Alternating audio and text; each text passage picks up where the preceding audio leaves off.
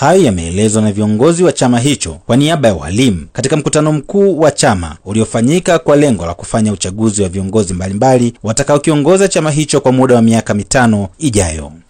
Aidha, miundombinu ya ofisi za walimu na samani tunaomba ziangaliwe kwa jicho la pekee, maana hawa ni maafisa.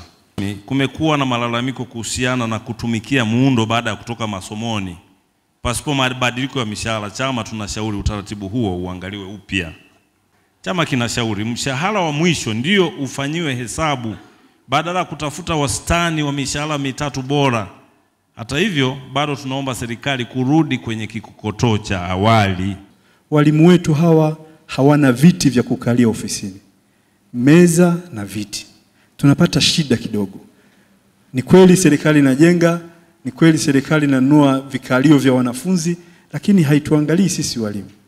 Na sisi ni maafisa, na sisi ni watu wakubwa.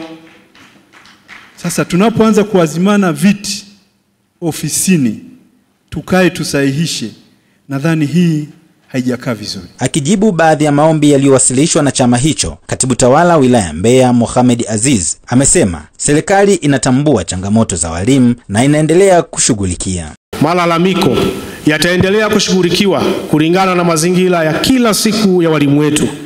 Kikubwa niendelee kuwaomba kujitoa na kufanya kazi kwa ufanisi kwenye shule zetu ili kupata matokeo mazuri. Tena matokeo hayo yasiyo ya wizi, ya kuiba, ya kuwapa watoto mitihani. Matokeo ambayo sisi tunaweka jitihada zetu za kufundisha na kupata matokeo mazuri.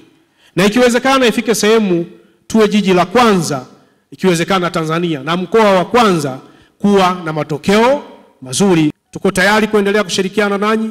Mwalimu yeyote anapohisi ana tatizo, ofisi za wakuu wa wilaya, wakurugenzi na wakuu wetu wa idara wa sekta zote za elimu ziko wazi. Pia Azizi ametoa rai kwa walimu kuacha tabia na mienendo mibaya kwenye jamii, kwani wao ni kioo cha jamii. Yako malalamiko mengi wanalalamikia walimu wenyewe.